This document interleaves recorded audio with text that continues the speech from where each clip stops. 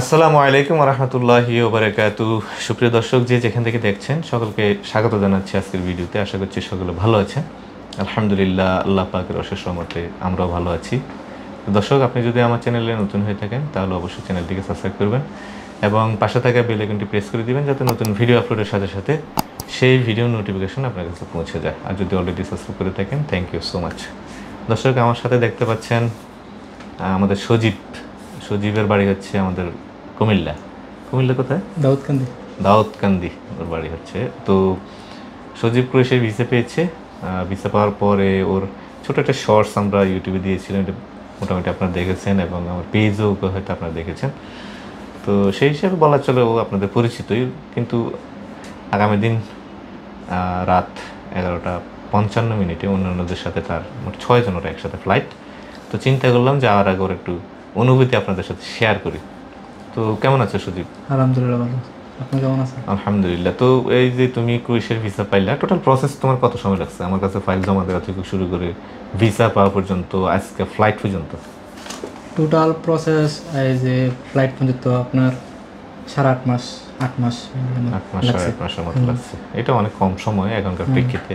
এখন তো 1-1.5 বছর লেগে যায়। হ্যাঁ, তো সেই প্রেক্ষিতে মোটামুটি তাও হয় না। এবং আলহামদুলিল্লাহ। নেপাল গিয়ে কয়দিন ছিল? নেপাল গিয়েছিলাম আমি 110 দিন। 110 দিন, অনেক তাড়াতাড়ি পেয়েছো তুমি। আচ্ছা, তো পারমিট পেয়েছো কতদিনে? পারমিট পেয়েছি আমি 56 দিনে। 56 দিন, খুব শর্ট টাইমে পেয়েছে। তো আপনারা যদি মনে করেন যে এরকম সময় সবাইরই হবে, বিষয়টা এরকম না। অনেকেই আছে যারা 6 মাসও পায় না, আবার অনেকে সারা জীবনও পায় না। তো তার ভাগ্য ভালো ছিল, আল্লাহ পাক তার প্রতি রহম করছে এবং আব্বা আমার দোয়া ছিল, সবাই দোয়া ছিল, ওরও আন্তরিক চেষ্টা ছিল, হয়ে গেছে আলহামদুলিল্লাহ। তো সেই হিসাবে সে মোটামুটি 110 দিনে পারমিট পাওয়ার পরে নেপাল থেকে ভিসা নিয়ে আসছে। নেপাল থেকে ভিসা পাওয়ার পর দেশে এসে বাকি যেসব কাজ আমাদের, এগুলো আমরা সুসম্পন্ন করেছি, অর্থাৎ ম্যান পাওয়ার করেছি এবং সে যে 1 লাখ টাকা ডিপোজিট ছিল এফডিআর, ওইটা সম্পন্ন করে আমরা ম্যান পাওয়ার হয়ে গেছে।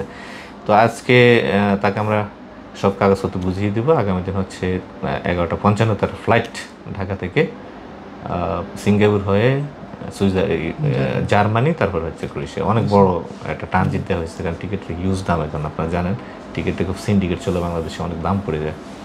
যে টিকিট আমরা ওদের জন্য ধরেন 1.5 লাখ টাকা দিয়ে কিনি, এটা ইন্ডিয়া থেকে যদি ফ্লাইট হয় তাহলে সেটার দাম দেখা গেছে যে গড়ে 60-70 হাজার টাকা পড়ে। তার মানে আমাদের দেশ থেকে সব কিছুর দাম বেশি। তো এটার জন্যই ওদেরকে আমাদের ভোগাইতে হচ্ছে ইচ্ছাপূর্বক। আর যদি আমরা এই রুটের ফ্লাইট দিতে যেতাম তাহলে ধরেন আমাদের নিজেদের ঋণ করে ফ্লাইট দিতে হতো, প্রফিট তো থাকতো কথা। তো এই প্রেক্ষিতে আসলে ওদেরকে লম্বা দেওয়া হয়েছে, ট্রানজিট দেওয়া হয়েছে। অনেকের ওরা আমাকে বললো যে ভাই এত লম্বা ট্রানজিট আমাদের তো অনেক কষ্ট হবে। তারপরে তাদেরকে আমরা ব্যাপারটা ব্যাখ্যা করলাম, তারা বুঝেছে আলহামদুলিল্লাহ। আমাদেরকে ভালোবাসে ওরা, আমরা যেরকম ওদেরকে ভালোবাসি। জি জি ইনশাআল্লাহ। তো ওকে সব কাগজপত্র বুঝিয়ে দিচ্ছি। এটা হচ্ছে তার পাসপোর্ট, আর এখানে ওর টিকিট সব এভরিথিং আছে, তুমি চেক করো। হ্যাঁ, আর আমি ওর পাসপোর্টটা দেখাই। এই যে সজীবের ছবি, আপনারা ওর একটা শর্টস দেখেছেন। আর এই হচ্ছে তার ক্রোয়েশিয়ার ভিসা, এটা তার ভিসার ছবি। আর এই যে পুলিশ ক্লিয়ারেন্স সম্পর্কে সবসময় বলি বরাবরের মতো, আপনারা যাওয়ার সময় মেইন এই কপিটা নিয়ে যাবেন, এটা না হলে আপনি ফিঙ্গার দিতে পারবেন না। আর হচ্ছে এয়ার টিকিট, আগামী দিন রাত 11:55 ফ্লাইট। তারপর হচ্ছে তার ওয়ার্ক পারমিটটা, যেটা দিতে হবে এখানে ইমিগ্রেশন দেখে, ওরা ইমিগ্রেশনে দেখে, ক্রোয়েশিয়া ইমিগ্রেশনে। বাংলাদেশ ইমিগ্রেশনও হয়তো বা চেক করে। আর এটা কন্ট্যাক্ট লেটার। আর এটা হচ্ছে তার এই যে man power, BMT man power. তো সব কিছু বুঝতে পাইছো ইনশাআল্লাহ? প্রস্তুতি কেমন? আলহামদুলিল্লাহ ভালো। আর এই যে বিষয় পাইছো, যাইতেছো, মনে খুশি? অনেক খুশি স্যার। আচ্ছা, আরো কিছু প্রশ্ন করি তোমারে। সেটা হলো যে এই যে ওইখানে ছিলে নেপালে, তোমার সাথে তো অনেক লোক ছিল। তুমি তো একসাথে প্রতিদিন কত মানুষ রিজেক্ট হইতেছে? হ্যাঁ অনেক। আমি যেদিনকে বেশি হয়েছে আর 2 দিন আগে 134 জন রিজেক্ট গেছে। আচ্ছা, যারা রিজেক্ট হয় তাদের অনুভূতি তো অনেক খারাপ, তারা খুবই খারাপ। তো এগুলো দেখে নিশ্চয়ই খুব ভয় পাইছো? হ্যাঁ জি স্যার। তো আমি সবাইকে বলি যে যারা নেপালে থাকেন, ইন্ডিয়াতে থাকেন, আপনারা সবর করবেন। আশা করি আল্লাহ পাক ফলাফল দিবেন ইনশাল্লাহ। তার মধ্যেও অনেকে রিজেক্ট হয়ে যায় একান্তই তকদিরের কারণে। তবে আলহামদুলিল্লাহ আমাদের তো যথেষ্ট সুনাম আছে এখানে, নেপাল সব জায়গায় ইনশাল্লাহ সবাই চেনে ইনশাল্লাহ, কারণ আমাদের বিসিটিসি হইতেছে আপনাদের দোয়ায়, আল্লাহর রহমত ইনশাল্লাহ। তো তুমি তো সব বুঝতে পেরেছো, তোমার জন্য অনেক অনেক দোয়া, শুভকামনা আর অনেক ভালোবাসা, আন্তরিক ভালোবাসা। আমার কুমিল্লার ছেলে, আমার খুব ভালো লাগে যে কুমিল্লার লোকজন যদি এইভাবে যায় আমাদের মাধ্যমে।